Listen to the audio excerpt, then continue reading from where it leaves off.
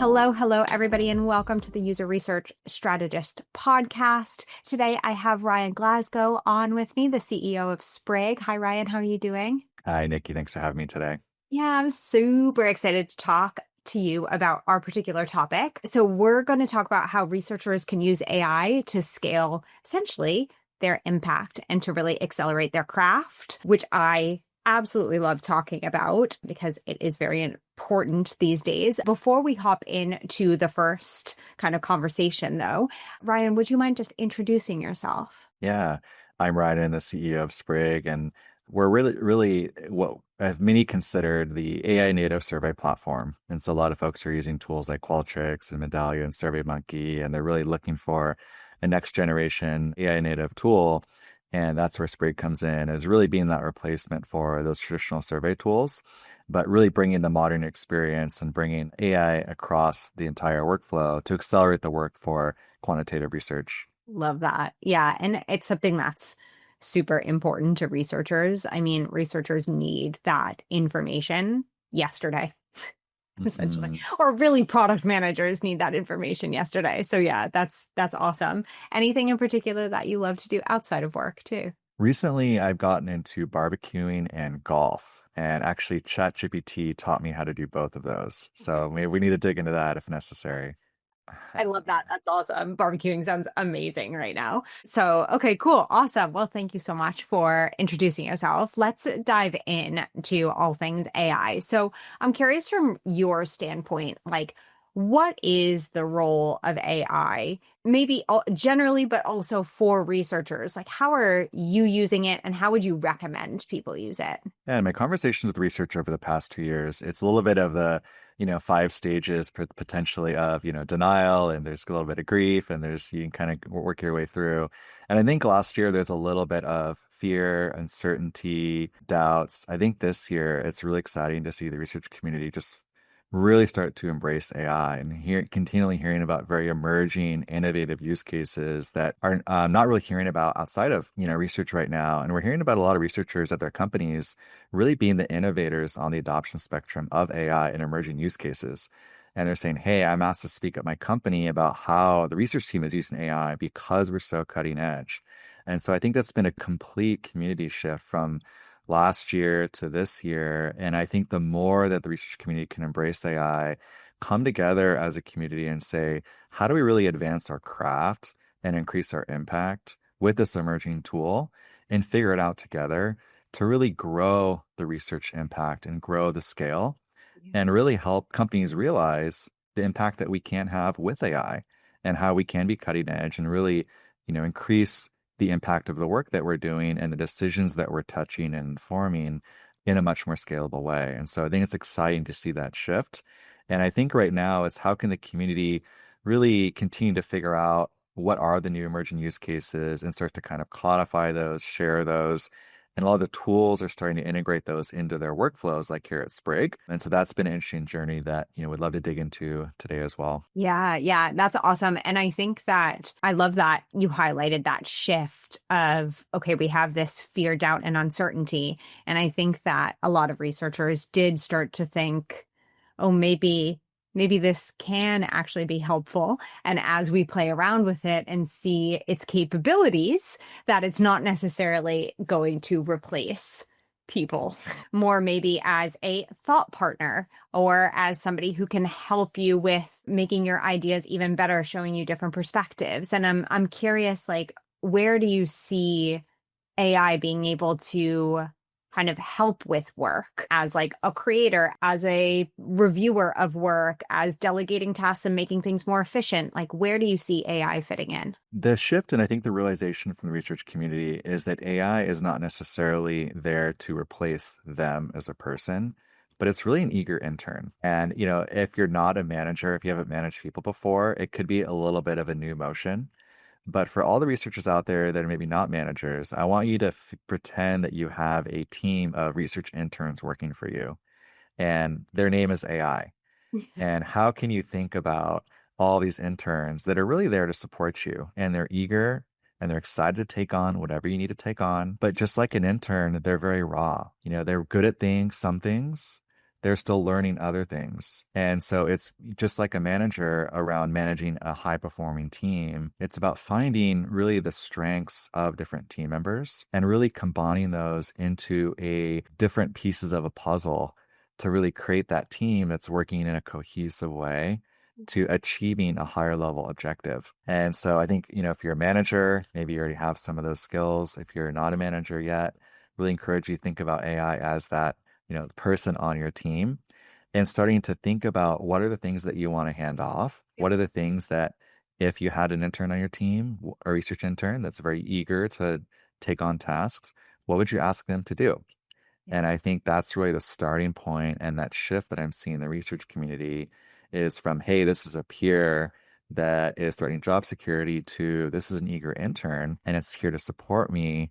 What can I hand off to AI to really help me achieve higher level objectives at my organization? Yeah, absolutely. And I love that eager intern vibe because I think that I've been myself an eager intern and I was not great at everything, right?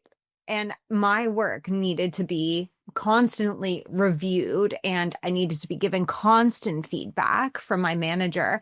And I think that that's kind of a great way to think about AI is in the fact that you can give it things to do, but your judgment, your review is still a necessary thing to input it. It's not going to like, as we were kind of talking before, pick up a shovel and dig a hole for you. Exactly. Yeah. And we actually just had a blog from one of our research evangelists on our blog, right, about really how the human and AI both are necessary in great research. The researcher brings the craft, the rigor, the expertise.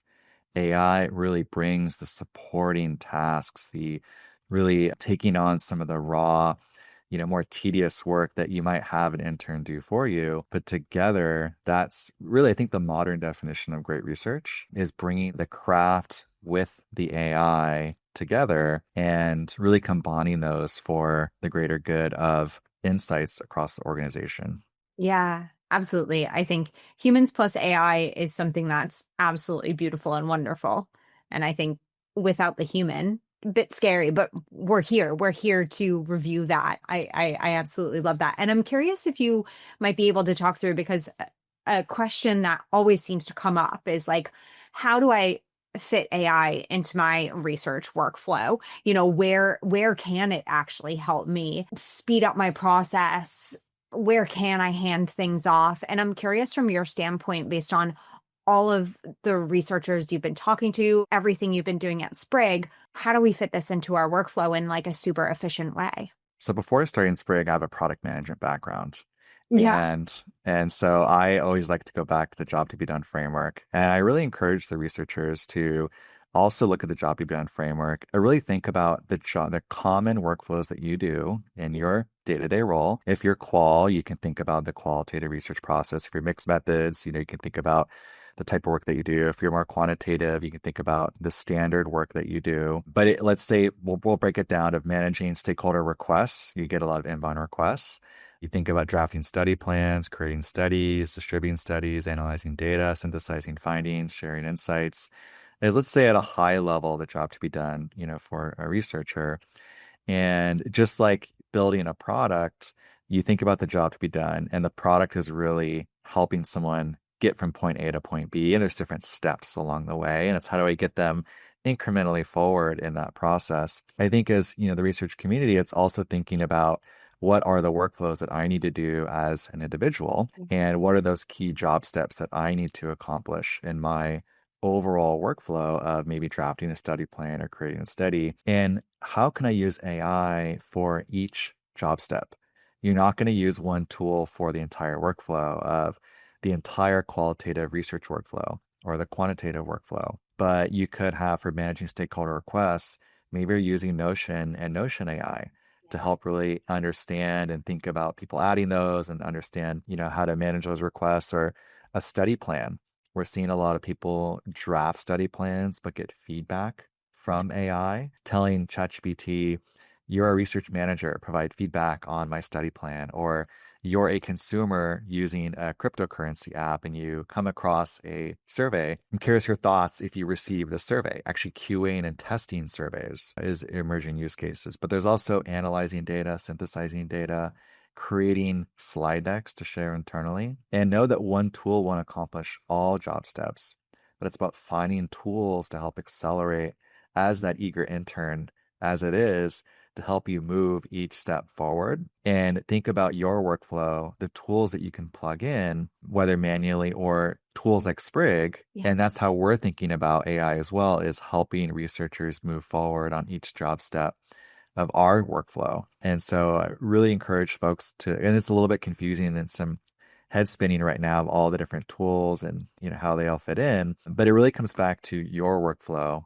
what you're looking to accomplish, what are the key steps that you need, and what are the right tools for each step along your journey, and not really trying to have other tools dictate that journey. I love that. It's kind of like, hey, instead of just scrambling and saying ChatGPT everything, or like, oh no, I don't know, it's like sit down and actually map out the jobs that you need to be getting done, like really audit your process. And I'm sure there's a lot of like playing around and experimentation you can do to figure out which tools are helping you the most in whichever given step you're struggling with or you need some help with. So that's like a great takeaway, is just sit down and audit your workflow and think about this. Yeah, and that's where we're really hearing the debates at each step of the journey. Yeah. And so when you think about the quantitative research workflow, that's where Sprig, we're really, perceived as the modern, survey platform for research teams.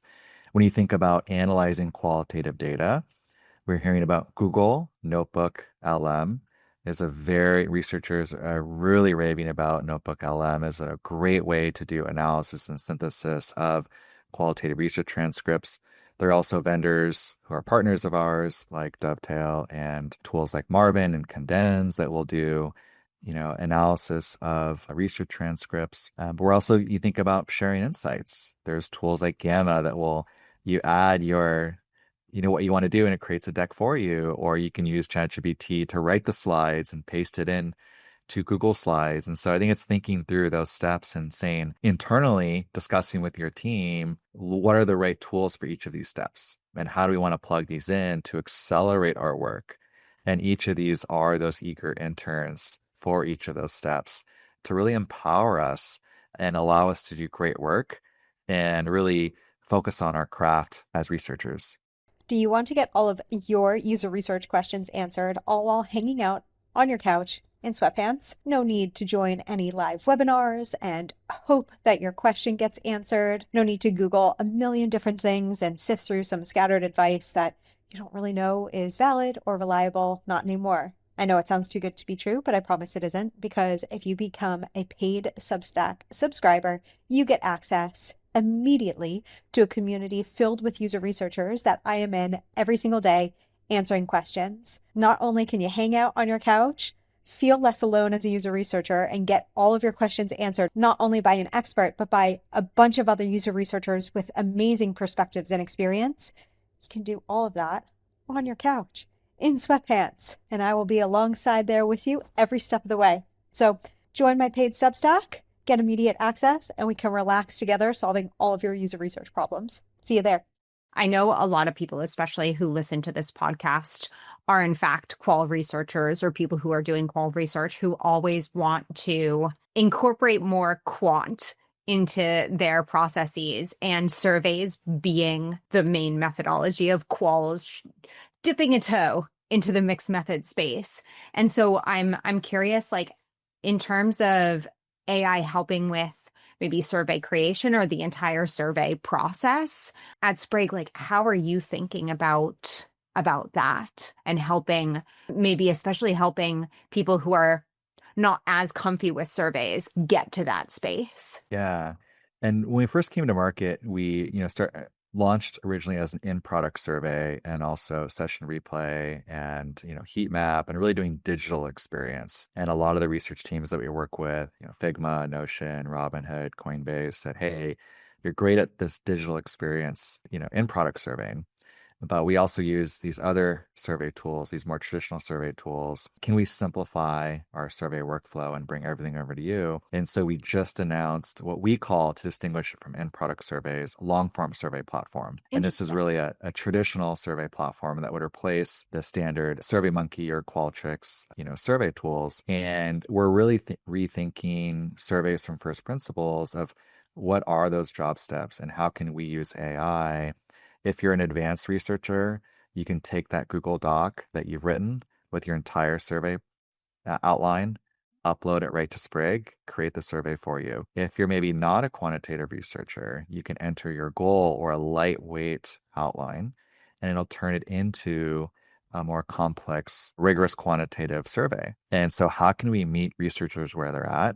Maybe they're qual, maybe they're mixed methods, maybe they're quant around. That's one example of a job step that we're focused on. And in, many ways, I see a lot of comparisons to the vibe coding. You think about Cursor. Our best engineers use Cursor. They bring the craft, they bring the expertise, but also we have lesser experienced engineers also using Cursor. And so when we think about research tooling, it's how do we really have, tools like Sprig set up for researchers where they're at in their journey, Yeah. and really allowing them to increase the type of research that they can do. Whether they're quant, can they start to dip into, or qual, dip into quant?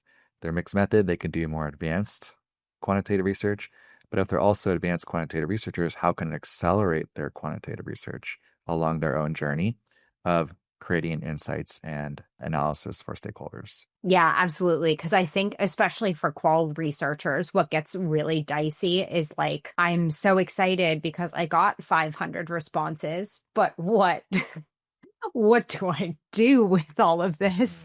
And how do I actually analyze this, especially if there are any open-ended survey questions that you haven't just had somebody smush the keyboard on? So I'm curious, like in terms of like using AI for that function, because I know a lot of people want to be able to use AI for analysis and synthesis of very large data sets. And so do you have any thoughts or tips on things like that? So that's a great example of that eager intern that we built internally. And so, this was pre-LLM in 2019, 2020. We actually, the first one of our, our first application of AI was open text clustering and open text analysis with, at the time, open source AI models. And, when I looked at the researchers that I worked closely with before starting the company, that was really the tedious task. We had a PhD researcher at a company I was in the past, and she would spend over a week coding open-ended data. And so, I started the company, I said, we need to first solve end product, the ability to distribute end product surveys, but at the same time in parallel, also do open survey text analysis and really solve that. Because it's equally as important as getting the data is the ability to analyze large amounts of unstructured open text data. And so it's something that we've really refined over the years here at Sprig.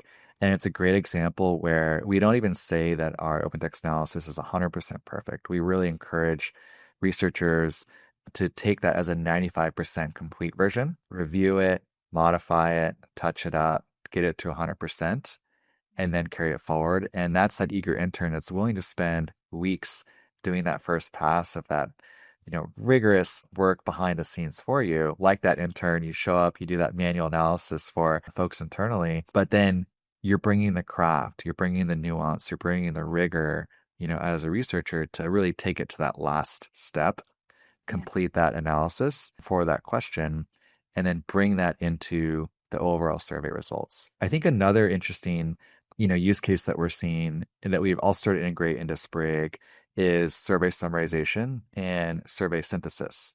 And so we're using AI to extract takeaways, pain points, next steps, action items from survey data. And it's also been a really great kind of first pass for researchers to review and take that, and when they can review that work, see the citations behind the different insights of users are getting stuck here, try doing X or Y to fix that part of confusion, and think about really that first pass of what do I want to take internally? What do I want to add to a deck to share with internal stakeholders? And so we see analysis and synthesis as separate steps, and we're thinking about how to solve those with AI in very discrete, steps of the process. And again, if you're quantitative, it's a really great first pass of something that's been identified for you that will help, you know, accelerate your own work. But if you're qualitative or mixed methods, it could be what you bring internally once you've reviewed and made sure that you're actually finding that as well in the data. Absolutely. That's so interesting. So I know a lot of times we think about analysis and synthesis almost as like this like joint at the hip, kind of just overlapping step. And we don't really always think about the different ways that AI or quite frankly, we could approach these things. So I love that you've kind of talked through, okay, this is actually how it's split up and two distinct steps, especially with the summarization. I mean, that's if you're sitting there with a lot of open text and you have the ability to see that summary with those pain points, those next steps. I mean, of course, with review, but great first step. We've taken away that blank page syndrome. When you're just like staring at a blank, like the Where blinking. do I start? Oh gosh, that is the worst feeling in the world. It is. Yeah. And that's really the goal with AI is that first pass, Yeah. and that's how, I think that embrace is starting to emerge is it's the first pass for you to do your work. Yeah. Not the I'm going to do everything for you that I think a lot of people like thought it was. And I'm sure for quite a few things, I mean, there are some things where I'm like, can you just please do this for me completely? But I understand that that's not possible. Maybe someday. Yeah. Well, I don't know if I want that to actually Yeah. happen, but that's really cool. And I'm curious from the standpoint of like people who are feeling like overwhelmed with a large amount of data, like maybe if they haven't yet tried Sprig, is there anything that you would recommend them doing as a first step to maybe feel a little bit less overwhelmed with dealing with like 500 responses? Yeah. For the large data set, I mean, it's something that not an issue that we have because we do the analysis in our own product. But I do think that, there are tools that you can use like Notebook LM and ChatGPT and Claude and upload that. Usually as a PDF. You probably don't want to do it as a spreadsheet because it kind of struggles with those types of data sets. I think the first thing though is you have to test the context window. And so one challenge with ChatGPT is it doesn't tell you if it's actually condensed down the data that it's analyzing. And you might upload 500 open ends. It might compress and summarize that into a smaller data set. And when you ask for quotes, you ask for information, it'll actually hallucinate and make them up because the data set it's working with is a summarized data set from what you provided. And so you need to really test and make sure that the full data set is in the context window. And that's probably the biggest challenge that I'm seeing is that a lot of people are saying, hey, it's not working as I expected, or it's hallucinating. And that's because there's some work that these tools are doing to reduce the data set because of the GPU compute that's required. That's what probably one of the benefits of using tools like Sprig is that we're able to do very advanced prompt training to work around those and do it in a way where the full data set is still in the context window for analysis, where often I've seen it compressed down into that summarized view. And so I think it's the first step is uploading that document, testing, provide 3 quotes, one at the beginning, one in the middle, one at the end. And can it do it or not? Because if it can't, then you're not really analyzing the data set. But if it can, that's where you can start to really explore the data set, ask those questions. How would you summarize a data set? What are the key insights here? What are the next steps or recommended takeaways? And I do encourage researchers, and something we started to do internally, is when they share their research internally, I think research 1.0, you share the deck. This is the analysis, this is the takeaways. But I think research with AI is here's the deck, but here's also the raw data set for you to upload to ChatGPT. We did about a month ago over 200 pages of qualitative transcripts for internal research, and we provided the deck and we provided the raw transcripts to folks internally, and they looked at the key takeaways that covered the main things you needed to know. There's so many edge cases that are not covered, and we encouraged folks the stakeholders internally to ask their own questions that were not addressed about the data and did kind of a working session to explore and really create more evergreen research reports that can be used later. And so can research not only be the synthesized takeaways, but also a raw data set that stakeholders can ask questions about and really ask those edge cases that were not covered. And so I think when you're thinking about taking that raw data set of 500 open ends and bringing it internally, you could think about it as not just you as the one controlling the takeaway, but also thinking about how do I kind of free this data set. And I did all the hard work. I really helped get it to where it is today. I'm going to share the main headline takeaways, but I'm also going to encourage those stakeholders to upload the data set and do their own synthesis to understand how it can impact the decisions that they're making. And so I'd encourage going one step further than, even people getting a little bit stuck or overwhelmed with those opens is let's do our best, but let's also push that through and see what others do with it as well. That's like the most fascinating thing I've heard in a while about AI. Like, that is so cool. Like, it becomes this like living, like your research becomes living and breathing. Mm-hmm. It's not just like a flat report, not that all reports are flat, and reports are great, right? Like, they're fantastic, but like your research becomes like like a living, breathing thing that just like can get like you're no longer the gatekeeper. You're no longer the person that people are like, hey, could you query this for me? Or hey, could you find this out for me? Hey, did this edge case come up? Which just, if I could got paid for every Slack message that I received on that question, I would be rich, right? So how fantastic of a use case is that? Yeah. Yeah. And it could be around topics, all the research around onboarding.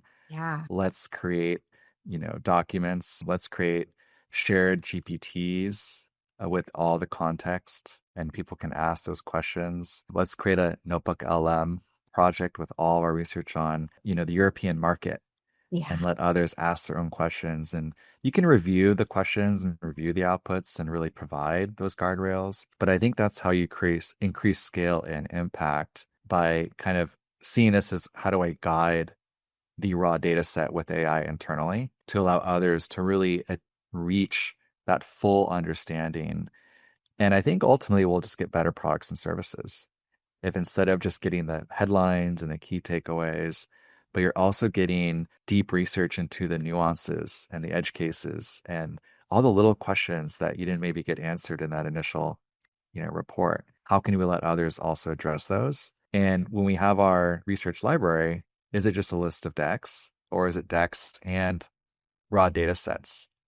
And how can down the line others start to use those in new and interesting ways for their own exploration? I love that. There is nothing better. Like, that is so cool. That's amazing. And what a great thing for researchers to really start thinking about is how to empower people to utilize those raw data sets. And as you said, I'm sure there are plenty of guardrails that researchers can put into that with, as you said, you did like a working session on like how to do this, and I'm sure how to ask questions and appropriate questions. So like, what a great thing to even start thinking about doing at like any organization. And maybe it's just, some research teams we'll keep it in the research team. We're not going to share that externally, but we're going to keep these as living research projects we go back to Yeah. answer questions. But others are starting to think about maybe tactical research, Yeah. kind of exposing the raw data sets in lower stakes ways to allow others to do some more self-synthesis with the research work that they have done about particular areas. I love that. Amazing. Well, we are actually coming up to the end of our time right now, but gosh, that was like the best thing that you could have said for my question about what is one thing that you should do. But I'm curious, is there anything else that you would recommend as like a number one takeaway from today? I think the key takeaway is really to lean in to AI and know that I think the research community I'm just seeing so much innovation and exploration, and it's so exciting to every day I hear about a new use case that's emerging. And how can the community continue to push the boundaries and be a leader amongst other roles at their companies around how they're adopting and leveraging AI? And I think that's, if some teams, it's a little bit uncomfortable professionally. Yeah. For me, I've really gained deep understanding through personal use cases. I uploaded a video of my golf swing and it gave me all the tips of, how to improve my golf swing. And so if it's something that you're still maybe have that fear, uncertainty, or doubt, personal, try personal use cases. If you're jumping in headfirst professionally, continue to explore tools like Sprig, continue to try new ways, think about new steps in your own workflow, and think about how you can hand off those tasks to your eager intern who's there to help you at every step of the way, but you have to ask your intern first. Amazing. I love that. Well, Ryan, thank you so much. It's been so wonderful talking to you. And it just honestly, that last point that you had made is just so amazing and smart to think about. So I'm sure that there are so many nuggets for everybody to take away today. So I really, really appreciate it. Thank you so much. Awesome. Thanks for having me today. Amazing. And thank you, everybody who's listening. Thank you so much for joining us today. And I will talk to you soon.